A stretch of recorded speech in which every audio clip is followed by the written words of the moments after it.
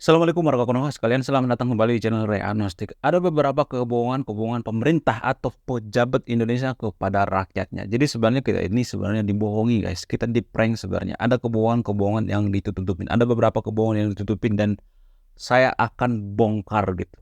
Jadi kalau saya bongkar kebohongan-kebohongan ini, bukan berarti saya benci dengan Indonesia ya, bukan berarti benci saya dengan tanah air kita sendiri ya. Akan tetapi saya bongkar ini adalah untuk meluruskan sejarah gitu. Karena sejarah itu tidak boleh bohong. Bayangkan kalau sejarah itu bohong, kalau sejarah itu dikorup, kalau sejarah itu berpihak, kalau sejarah itu dimanipulasi, bagaimana kita mengajarkan kejujuran kepada keturunan kita. Sejarah itu harus jujur. Karena apa? Karena 10 negara maju adalah negara yang jujur juga. Coba cek data. 10 negara maju itu seperti Norwegia, seperti Finland, orang Singapura dan Jepang dan lain sebagainya, itu adalah orang-orang yang jujur juga. 10 negara maju itu kalau dicek angka korupsi mereka itu sangat sedikit gitu. Nyaris hampir nggak ada angka korupsi. Jadi 10 negara maju itu adalah negara yang jujur juga. Bagaimana cara kita memajukan suatu bangsa? Hal yang paling fundamental itu adalah kejujuran. Karena apa? Karena tidak ada satupun negara maju atau tidak ada satupun seseorang yang bisa maju, misalnya dia pengusaha gitu. Dia bisa kaya raya kalau tidak dipercaya orang lain. Karena dia juga butuh yang namanya pinjaman uang, butuh kepercayaan orang lain gitu. Bagaimana mungkin seseorang itu sukses kalau tidak bisa dipercaya? Sama seperti negara misalnya. Bagaimana mungkin sebuah negara itu maju kalau tidak bisa dipercaya oleh rakyatnya, tidak dipercaya oleh negara lain gitu dan lain sebagainya. Jadi apa sejarah Indonesia yang ditutupi, sejarah yang dibohongin dari rakyatnya? Sejarah yang pertama misalnya, dari dulu, dari saya kecil ya, saya belajar sejarah gitu, belajar antropolog dan lain sebagainya. Mungkin dari sahabat yang nonton video ini juga sangat sering ya mendengar bahwa Indonesia itu adalah negara yang kaya akan SDA atau sumber daya alam. Saking melimpahnya sumber daya alam Indonesia, maka kita dijajah gitu, kita di di ditarget sama negara lain gitu. Kita itu semakin terlena dan lain sebagainya. Jadi dari dulu kita sering didoktrin bahwa negara kita itu adalah negara yang kaya, sumber daya alamnya melimpah. Tapi kalau kita cek data, coba kita cek data sekarang ini. Apakah Indonesia masih masuk 10 besar negara yang kaya sumber daya alam? No, nggak ada lagi guys. Nggak bohong saya. Nah, nanti saya akan tampilkan datanya di sini ya. Indonesia itu tidak masuk 10 besar negara terkaya SDA guys. Itu hanya propaganda guys. Kalau nggak percaya coba cek data. Kenapa doktrin ini berhasil? Padahal kan Indonesia kalau kita lihat sekarang ini tidak masuk 10 negara terkaya di dunia. Indonesia itu bisa dikatakan bahwa negara Indonesia itu masih sumber daya alamnya itu nggak kaya-kaya amat gitu, nggak banyak-banyak amat. Jadi ini yang bikin kita terlena gitu. Kita berpikir bahwa Indonesia itu punya harta yang melimpah, punya sumber daya alam. Kita bisa hidup dari bansos-bansos, dari subsidi-subsidi. Jadi ini yang melemahkan pemikiran-pemikiran kita guys. Ini yang melemahkan perjuangan-perjuangan rakyat kita. Ini yang kita bikin malas, bikin santuy-santuy gitu.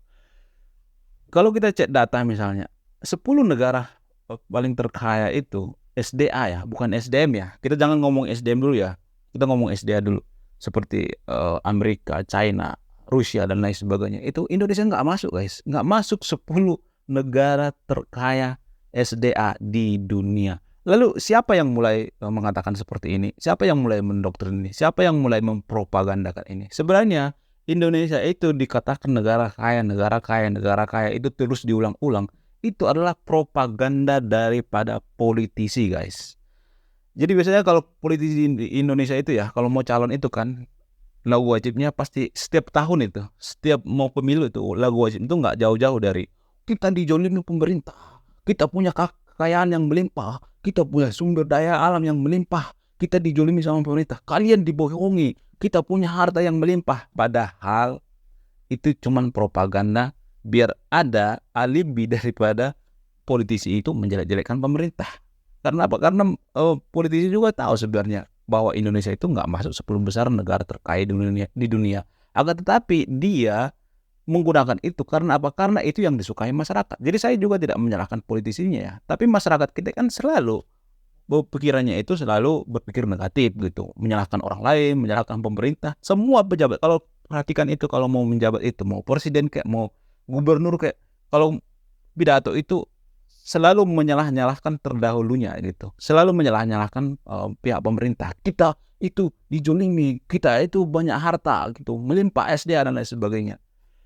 Mereka tidak berani mengatakan yang sejujurnya bahwa Indonesia itu negara yang sumber daya alamnya itu biasa-biasa aja, nggak banyak-banyak amat. Jadi ini semacam doktrin ya, atau semacam propaganda.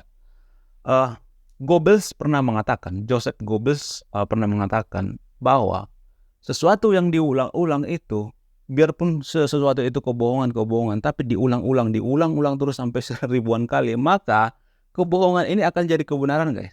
Jadi itulah alasannya kenapa saat ini kita masih percaya bahwa Indonesia itu adalah negara paling terkaya SDA di dunia, negara terkaya SDA di dunia. Mungkin ada yang bantah misalnya, kita punya nikel gitu, kita punya Freeport, punya yang lain dan sebagainya gitu. Tapi kalau dibandingkan dengan negara lain, dihitung secara keseluruhan sumber daya alamnya, dihitung ya secara proporsional gitu, bukan dihitung berdasarkan provinsi ya, tapi berdasarkan negara. Kita tuh masih nggak ada apa-apanya guys sama negara luar.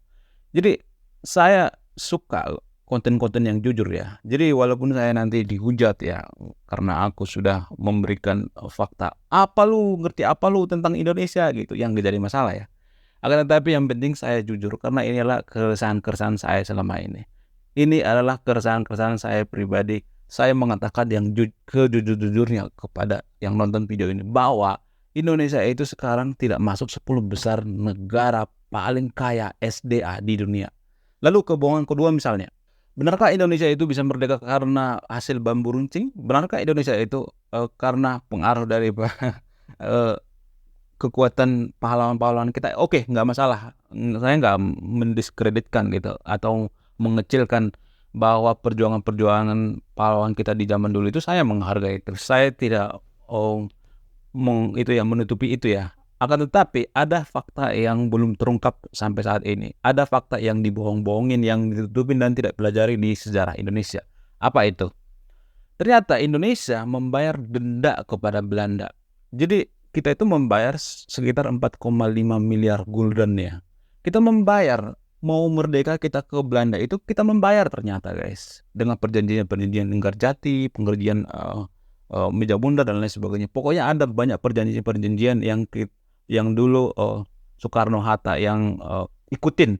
Dan hasil daripada perjanjian ini ternyata Indonesia membayar denda. Biar apa? Biar kita bisa merdeka. Kita ternyata bayar guys. Aneh gak sih? Kita itu orang yang dijajah guys. Kita dijajah, tapi kita yang membayar coba. Wow, luar biasa kan? Kita yang dijajah sama Belanda, tapi kita membayar sama Belanda. Berarti ada sesuatu sejarah yang belum diungkapkan. Kenapa sejarah ini tidak dituliskan di sekolah-sekolah gitu? Apakah karena ini akan melemahkan perjuangan Indonesia, melemahkan nasionalisme? Saya juga nggak tahu. Mungkin tujuannya ada baiknya juga nggak ditulis. Akan tetapi yang saya katakan tadi itu, kejujuran adalah segalanya. Walaupun itu pahit, kita harus mengejarkan kejujuran. Karena saya gondok ya dengan orang-orang di Konoha ya, di Indonesia ya. Saya melihat ya, orang-orang Indonesia itu sangat susah menemukan orang jujur. Sangat susah menemukan orang jujur. Bahkan saya lebih gampang menemukan orang pintar daripada orang jujur. Padahal syarat utama untuk menjadi negara maju itu kita harus jujur dulu. Jujur pada diri kita sendiri. Jujur bahwa SDM kita rendah. Karena kalau kita mengatakan bahwa enggak, orang Indonesia banyak yang pintar, itu artinya kita tidak akan ada perubahan. Jadi ini nih, benang merahnya di sini nih. Ini nih banyak orang yang nggak sadar ya. Kalau kita tidak jujur pada diri kita sendiri, maka kita akan berbohong kepada diri kita sendiri bahwa mengatakan bahwa Indonesia itu adalah banyak orang-orang pintar gitu. Padahal kan enggak. Kalau dihitung secara rata-rata Indonesia itu IQ-nya berapa? 78,5 guys. Jadi kalau kita dihitung secara agregat semuanya ya, bukan pribadi per individu ya. IQ kita itu 78 guys. Jadi tidak ada satupun negara yang maju itu kalau IQ rata-ratanya itu 8. Jadi Indonesia emas itu hanya propaganda semata. Bagaimana mungkin kita bisa maju kalau IQ kita 78? Negara maju itu rata-ratanya IQ-nya 100. Bukan saya melemahkan ini ya, semangat orang Indonesia buat Indonesia emas ya, akan tetapi kita harus melihat reality, kita harus melihat kenyataan. Kalau kita sudah jujur pada diri kita, jujur pada bangsa, kita akan ada perubahan. Sama seperti orang Korea Selatan misalnya. Dulu orang itu juga sama, IQ-nya sama Indonesia. Karena mereka jujur, maka mereka memperbaiki gizi, pendidikan, dan lain sebagainya. Sehingga IQ mereka itu bisa naik gitu, beberapa digit gitu. Bisa naik sampai ratusan sampai sekarang ini.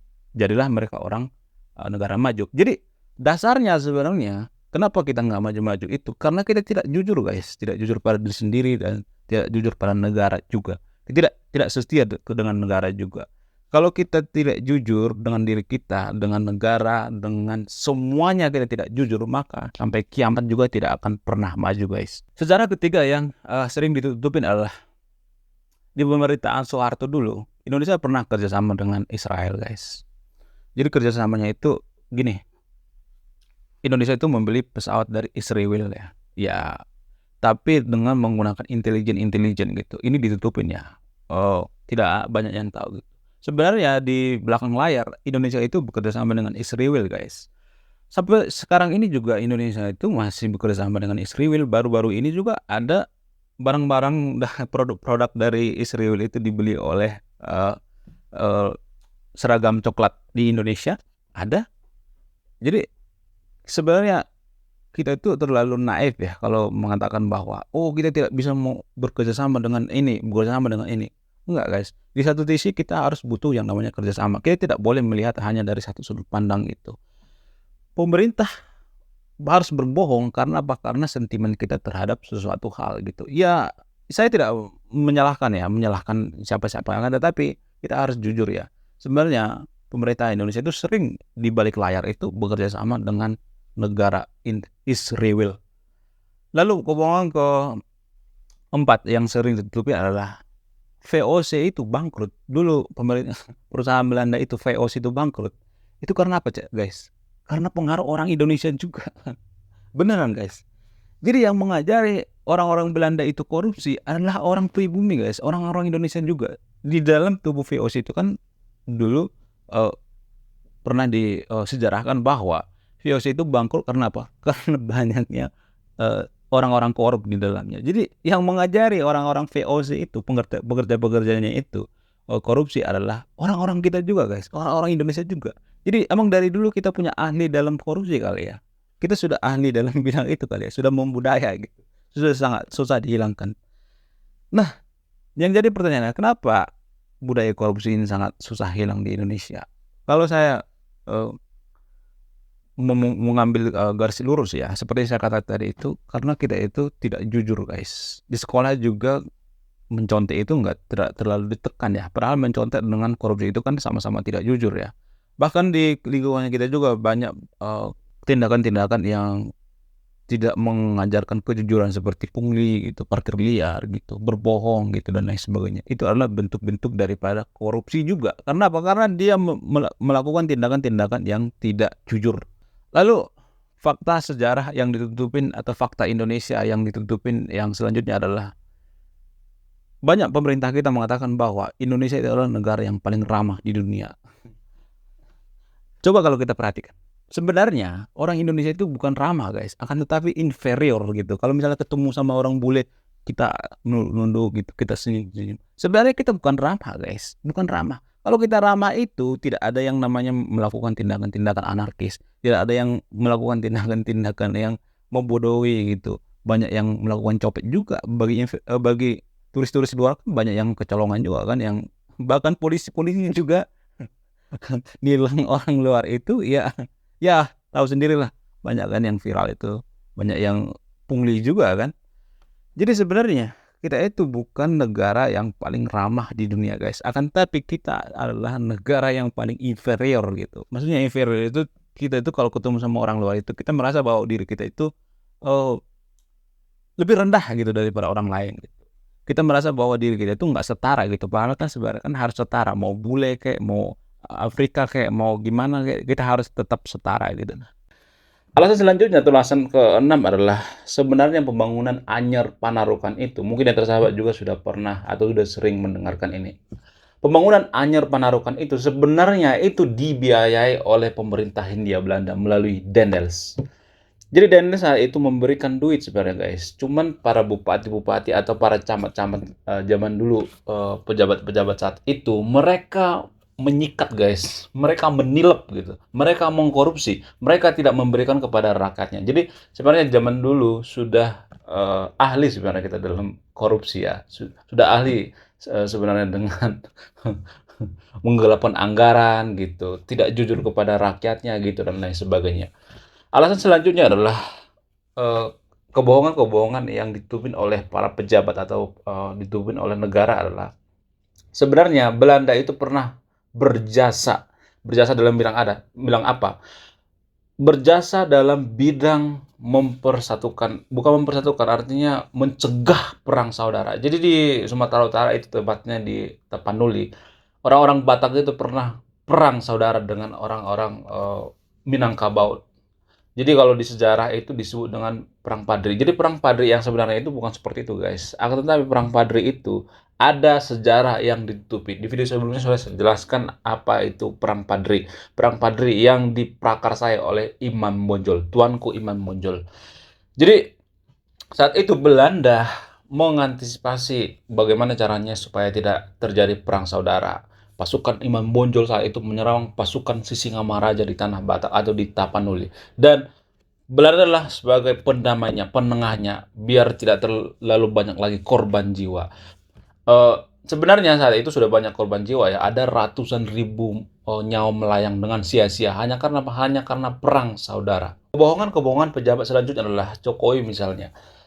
Jokowi pernah mengatakan, saya masih ingat itu waktu kampanye dulu, Pak Jokowi mengatakan bahwa dia berjanji akan menurunkan nilai tukar rupiah terhadap dolar. Dia akan menurunkan sampai 10.000 rupiah gitu. Padahal sampai saat ini berapa? 15.000. Bahkan naik sampai 16.000. Jadi Jokowi tidak menepati janjinya. Jokowi berbohong gitu. Jokowi tidak menepati janjinya. Ada banyak janji-janji Jokowi yang tidak ditepati. Seperti misalnya impor gitu. Kita kan masih impor kedelai, masih impor beras gitu. Saya melihat ya, di sisi lain juga saya memuji Pak Jokowi, saya memuji prestasinya. Saya tidak meniadakan itu. Akan tetapi dalam hal impor mengimpor, saya melihat Pak Jokowi itu bolak-balik ke sawah, gitu, selfie-selfie di sawah. Saya nggak tahu ngapain dia di sawah. Tetap aja kita impor beras kan. Jadi saya mengatakan ini bukan hanya bacot semata gitu. Saya akan memberikan bukti nyata gitu. Saya mengatakan seperti ini karena ada datanya gitu, ada dalilnya gitu. Alasan atau kebohongan-kebohongan pejabat kita yang sering ditutupi atau kebohongan-kebohongan negara selanjutnya adalah Soekarno pernah mengatakan, kita dijajah 350 tahun, kita diperbudak 350 tahun. Padahal nggak sampai 350 tahun. Sebenarnya nggak ada yang bisa jajah kita zaman dulu, guys. Beneran, nggak ada yang bisa jajah kita. Kalau kita saat itu tidak mau diadu domba. Jadi, salah kita sendiri kenapa kita diadu domba. Ngopi dulu, guys. Jadi, biar nggak terlalu tegang gitu. Jadi sebenarnya saat itu kita nggak dijajah 350 tahun. Karena Belanda juga menjajah kita itu dalam kondisi dijajah juga. Jadi ini nih unik nih. Belanda dijajah sama Prancis dan menjajah Indonesia juga gitu. Mereka sebenarnya menjajah Indonesia itu biar apa? Biar mereka punya modal untuk merdeka dari jajahan Prancis. Jadi Indonesia itu pulang pulang balik ke Indonesia gitu, nggak misalnya dari awal menempatkan kakinya di Indonesia dan menjajah sampai 350 tahun, nggak seperti itu. Ada jeda waktunya gitu. Jadi kalau dihitung secara proporsional gitu, dihitung secara rasional gitu. Hanya 35 tahun guys, kurang lebih 35 tahun Indonesia dijajah, bukan 350 tahun. Jadi kalau ada yang mengatakan 350 tahun itu hanya hiperbola gitu, itu hanya metafora gitu. Itu hanya membakar semangat orang-orang Indonesia. Jadi ini menurut saya termasuk kebohongan-kebohongan yang ditutupin. Oke, terima kasih sudah menyimak dan memahami video ini. Sebelum saya tutup video ini, saya akan memberikan salah satu pesan moral. Pesan moralnya adalah, sebuah negara yang sejarahnya itu penuh dengan kebohongan-kebohongan, maka negara itu tidak akan pernah bisa maju. Karena 10 negara yang maju itu adalah negara yang jujur juga. Kalau nggak percaya, cek data. Saya Ray Konoha, salam rasional.